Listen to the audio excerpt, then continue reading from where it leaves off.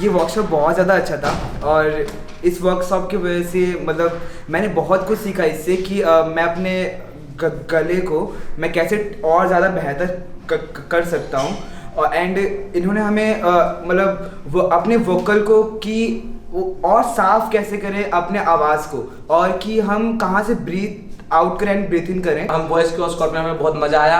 यहाँ पे हमने अपनी आवाज़ को मतलब अपनी आवाज़ को और कैसे निखार सकते हैं इसके बारे में सीखा, और अपनी आवाज़ के रियाज करने के बारे में बताया कि हम अगर रियाज करें डेली तो हमारी आवाज़ और अच्छी हो सकती है और हम अपने परफॉर्मेंस में भी अच्छा कर सकते हैं। और हमें भैया ने मतलब एक्टिंग के बारे में बताया कि और अच्छा हम कर सकते हैं अपने परफॉर्मेंस को अगर हम ये रियाज करें तो वॉइस रियाज रोज। इस वर्कशॉप से हमें बहुत सारी चीज़ें पता चली कि मुझे बहुत सारी चीज़ें पता चली, जैसे कि अगर इस वर्कशॉप में हम अगर अपनी छोटी बातें अगर किसी को छोटी बातों में नहीं समझ में आता तो हम उसे और निखार करके उसे बड़ी तरीके से बना करके हम किस चीज़ को लोगों को बता सकते हैं। तो ये पता चला। और अगर हमारी बातें बड़ी हैं, किसी और को अच्छे से समझ में नहीं आती, तो हम उसे छोटी चीज़ों छोटे वर्ड में हम उसे समझा सकते हैं उस वर्ड को। इस वर्कशॉप में हमें बहुत कुछ सीखने के लिए मिला और हमें बहुत मज़ा भी आया करने में, और इससे हमने अपने आवाज़ को बहुत ही अच्छे तरीके से और बेहतर किस तरह से बनाया जा सकता है हमने ये सीखा। और मेरी पहली आवाज़ थोड़ी ज़्यादा गंदी थी, बट मैं सोची कि अब शायद मेरे भी थोड़ी ठीक हो सकती है, क्योंकि मैंने बहुत दिनों बाद किया था और बहुत अच्छा लगा मुझे करके। और हम अपनी बॉडी को कैसे और खोल सकते हैं और किस एक एक्ट को हम किस एक्सप्रेशन से हम बोल सकते हैं, हमने ये भी सीखा। Thank you. मेरा नाम पुष्पा कुमारी है और हमें वॉइस की वर्कशॉप बहुत अच्छी लगी, क्योंकि इसमें हमने बहुत सारी अच्छी एक्टिविटी की, कैसे अपना आवाज़ दूर तक लोगों को पहुंचा पाए, अपना आवाज़ कैसे क्लियर बोले, कौन से शब्द क्लियर बोले जो लोगों को साफ सुनाई दे। और हमें वॉइस की वर्कशॉप बहुत अच्छी लगी, और इसमें जो हम साउंड पे डांस किए, अलग अलग इमोशनल में गए, वो बहुत अच्छा लगा। आज वॉइस की वर्कशॉप बहुत ही इंटरेस्टिंग थी, क्योंकि मैंने सीखा कि हम पेट से सांस लेते हैं। मुझे आज तक पता नहीं था, आज तक मैंने फील भी नहीं किया था। मुझे सिर्फ यही लगता था हम बस नाक से लेते हैं, बात खत्म। लेकिन आज और कल के वर्कशॉप में हमें पता चला कि हम पेट से सांस नाक से लेते हैं लेकिन पेट में भरते हैं, बस। इस वॉइस की वर्कशॉप से मुझे अपने मतलब स्टेज पर खड़ा होकर के और कैसे किस तरह से अपनी वॉइस इंप्रूव करनी है वो पता चला, और हेजिटेशन भी थोड़ी ठीक हुई और काफ़ी ठीक था। और मैं चाहती हूँ कि मतलब ये वर्कशॉप थोड़ी और अच्छे तरीके से और आगे हो, ताकि मतलब जो अभी थोड़ी बहुत है हेजिटेशन वो भी ख़त्म हो जाए।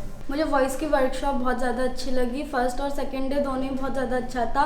और मुझे इससे पहले मैंने म्यूज़िक का किया था, जिसमें मेरी आवाज़ थोड़ा सा साफ नहीं आ रहा था, बट आज भैया ने मतलब आज और कल में भैया ने मेरे को जितना भी कुछ सिखाया वो मैंने घर पे अप्लाई किया, तो मेरे को थोड़ा सा अपना आवाज़ थोड़ा सा बेटर लगा, मतलब और भी ज़्यादा दिनों से।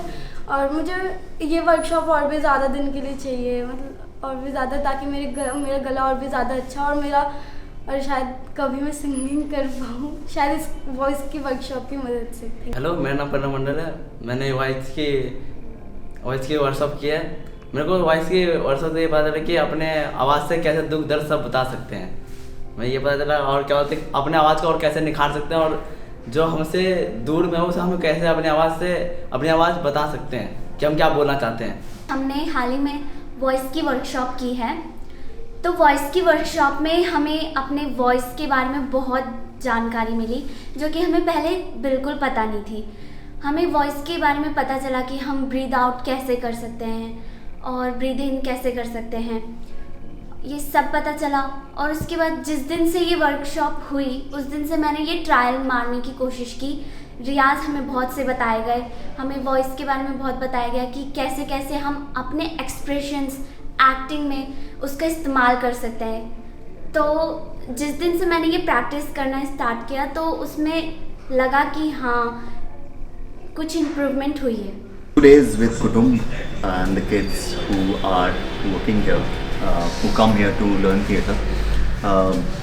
My intention mostly working with kids is to give them tools that they can work on, to not let their inner child get lost in the process to become adults, and especially if their longer journey becomes of an artist, what are the things that they should constantly practice with, so that the inner child, which is so essential for being an artist, especially a performing artist, is so essential, that inner child does not die down, which unfortunately happens with most of us adults.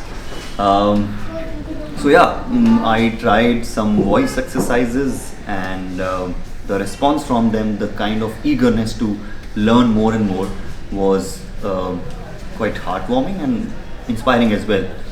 And the way they responded to coming out of your body exercises, especially dancing on the not so dancing numbers, was a bit surprising, because sometimes kids not show that much of interest in, for example, dancing on just the sound of violin, which I did exactly, and they captured it very nicely, and the movement that was happening was quite beautiful to watch. And I hope that it will continue, and the eagerness and the spark in them gave me that assurance that probably I was able to give them something that they will carry forward. Thank you so much, Kutumb, for this opportunity to be here and work in this lovely community. Thank you.